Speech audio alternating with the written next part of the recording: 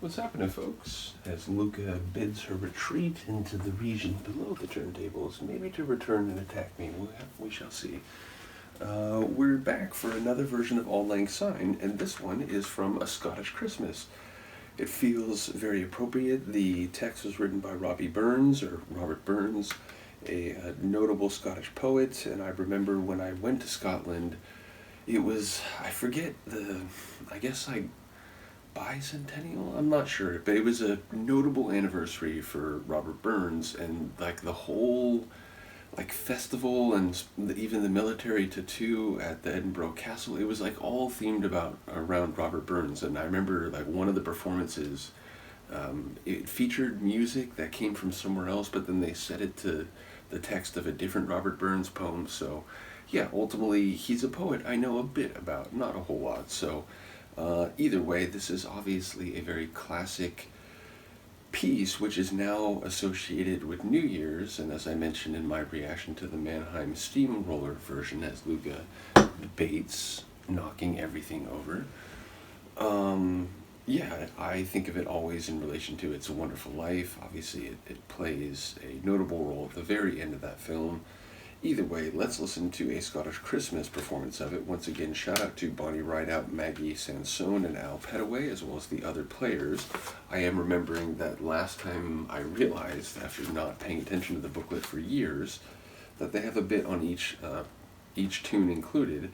So here's what they say about Auld Lang Syne. No holiday recording is complete without this famous Scottish melody. The arrangement follows the evolution of the tune over the centuries. It starts with an 18th century rendition by Alan Ramsay, followed by an earlier Robert Burns version, and ending with the song embraced by cultures around the world, and it's for fiddle, hammered dulcimer, and guitar.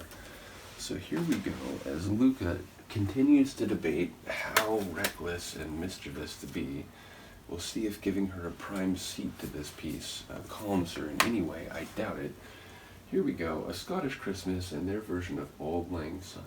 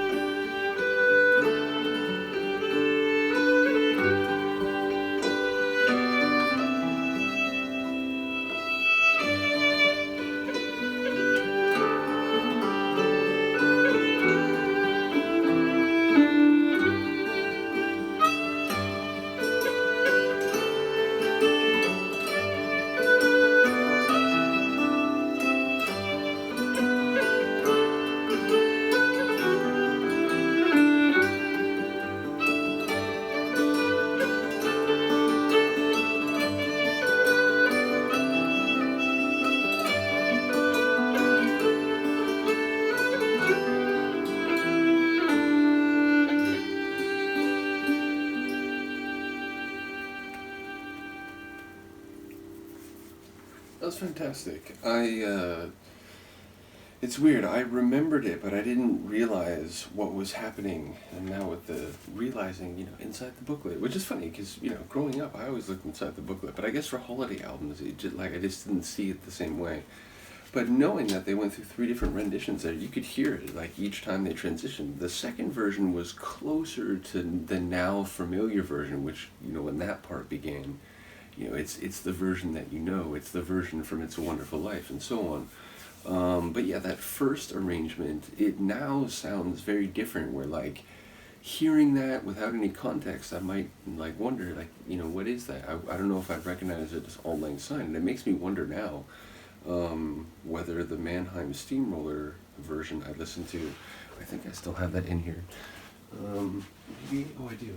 Okay, so I'll check that in a moment, but just to comment on this first, I really like the way it was arranged and how they went through 3 different renditions of it from over the centuries, as the depiction said, and ending with that more energetic kind of double time version of the now famous and international rendition. I thought that was very clever. So shout out once again to this CD. Shout out to Bonnie Rideout, Maggie Sansone, Al Pettiway, and all the other players.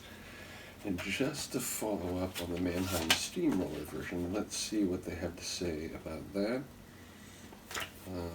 Okay, so Auld Lang Syne, written by Robert Burns in 1788. The first version of the song is from a letter to Mrs. Dunlop and was published in the museum 6 months after his death. Should Old Acquaintance Be Forgot has been traced back to an anonymous ballad, 1568, and in a slightly later ballad. In September 93, Burns forwarded the 3rd known manuscript of the song with minor changes to George Thompson.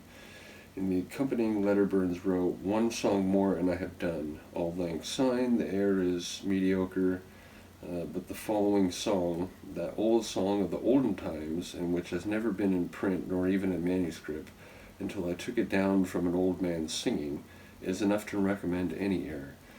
The broken chord at the end of this arrangement is a series of notes that Chip's dad used as he had finished tuning the piano before all Mannheim Steamroller concerts. These notes are so embedded in Chip's memory that he didn't realize he had used them until after hearing the final mix." Well, there you go. So, I wasn't aware of that when I did that other reaction, but I assume anyone who watched that will probably be watching this, so hopefully, that follow-up is not too late. In any case, once again, shout out to this Scottish Christmas CD. I really do enjoy it. There's we haven't even gone through half of the tracks, so when we come around to the holiday season next time, we can listen to more. Looking forward to that. And hopefully anyone listening to this will still be here with me next year. I did want to mention there's maybe 1 or 2 more Christmas reactions that I wanted to do. There was one more from Alita Adams I wanted to do a reaction to, and one more from Ray Charles. Again, my plan is to try to get those in tomorrow, so hopefully that happens. If not, it may be too late, but either way, that is the plan. In any case, shout out and Happy New Year to everybody. Shout out to all the people who become part of my life by becoming part of this channel. I hope the new year brings you and us great music, success, and positive interactions. So shout out to everybody who's been a part of this channel. Let me know what you think, and Happy New Year. Peace. Lucas says so too.